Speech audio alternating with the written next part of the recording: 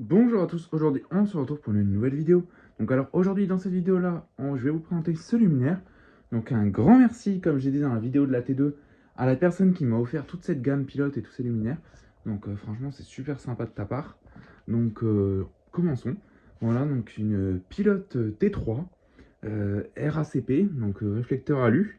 Donc comme vous pouvez le voir, il n'y a pas de vasque. Mais il faut savoir que les pilotes, avant qu'on mette la vasque, donc quand elles sont livrées, donc là elle est toute neuve, et comme la T2 elle est toute neuve, sauf que celle-là, contrairement à la T2, elle n'a jamais été montée. J'ai juste monté une platine dedans, mais donc du coup on n'a pas les perçages comme sur la T1 pour les crochets. Donc du coup je laisserai comme ça, donc il n'y aura jamais de vasque sur celle-là. Voilà, donc c'est absolument pas un problème, hein. De toute façon c'est du neuf, donc c'est pas ce que je vais poser. C'est une pilote T3, c'est extrêmement rare, donc je vais pas m'amuser à la poser. Donc on va tester ça avec une lampe toute neuve. Voilà, donc une belle Philips, bon récente, hein, mais voilà, une belle Philips Sonté Pia Plus 400 watts, voilà, EAC. Tac. Donc à savoir que ce luminaire il est neuf, mais la platine dedans aussi elle est neuve, mais par contre elle n'est pas d'origine du luminaire, pas du tout de la même génération. Donc là c'est vraiment une Thorn Pilot T3. Donc là ici on peut voir l'étiquette. Voilà, Thorn Pilot T3, RA ouverte, 400 watts maxi, voilà. Donc ici en fait, par exemple vous voyez, là on a le double carré pour double isolation, ça veut dire qu'il n'y a pas de terre, c'est un classe 2. Donc voilà, et ici on a 2J et 6J. Donc en fait, 2J, c'est quand vous avez la vasque. Sur la vasque, à un endroit, il doit y avoir une référence, une petite écriture. Et en fait, s'il est écrit 2J sur la vasque, c'est du métacrylate. Et 6J, c'est du polycarbonate. Vous saurez que sur les vasques de pilote, au moins, vous saurez que si vous avez un doute ou quoi, vous pourrez sans problème vous retrouver ou quoi que ce soit. C'est pas un problème. Donc vous pouvez savoir ce que c'est.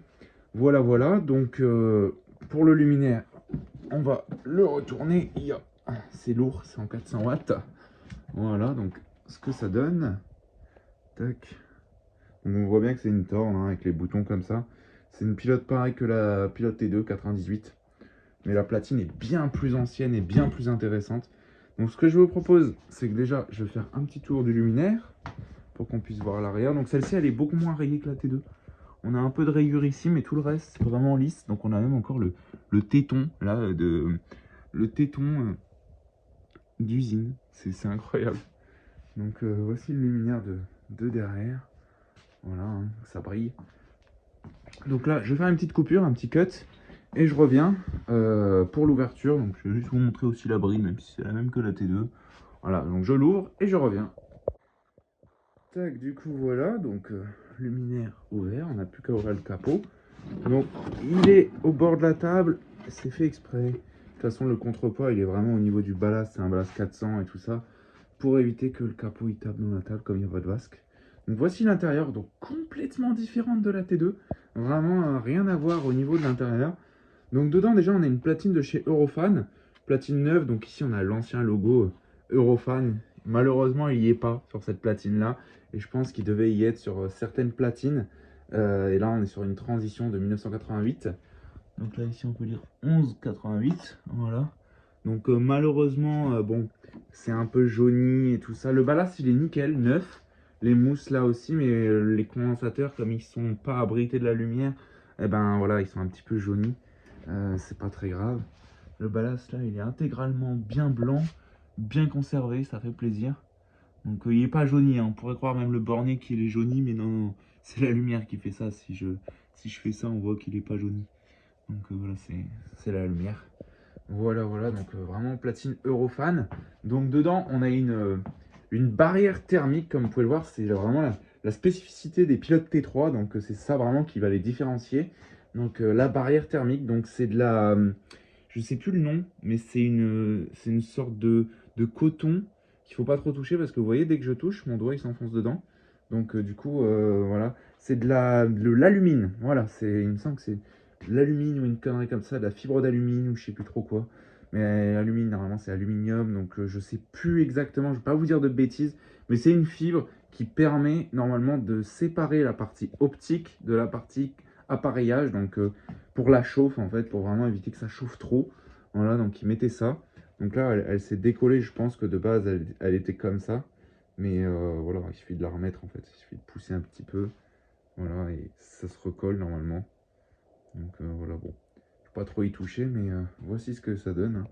La pilote T3, donc ça en général c'est vraiment tout crasseux, tout dégueulasse, parce que bah, avec les années, les petites poussières elles rentrent. Déjà là, la lanterne est neuve, et il y a quelques petites poussières dessus, donc voilà, donc ça c'est le truc de quand c'est neuf, ça c'est la fin du moule. En position 4, donc comme sur la T2, donc voilà, il n'y a pas d'étiquette là pour les positions et tout comme à l'époque, donc du coup je me suis dit bon, c'est la 400, la 250 c'est un tout petit peu plus petit, la 250 je l'ai mis en 4,5, donc celle-là je l'ai mis en 4, donc c'est plutôt centré. Voilà, donc là on va refermer le luminaire. Pourquoi ça ne veut pas, voilà. Tac, donc ça faut bien faire attention à ça, avec les platines Eurofan, c'est les crochets, voilà, ils passent tout le temps l'un derrière l'autre.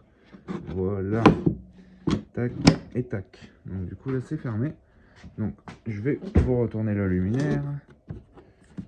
Hop là, elle est super lourde. Je veux vraiment pas qu'elle tombe. Donc là je peux la frotter, ça raille pas. Et là elle peut pas tomber. Voilà, donc ici on a la douille avec les inscriptions au bout là pour les réglages et tout le bordel.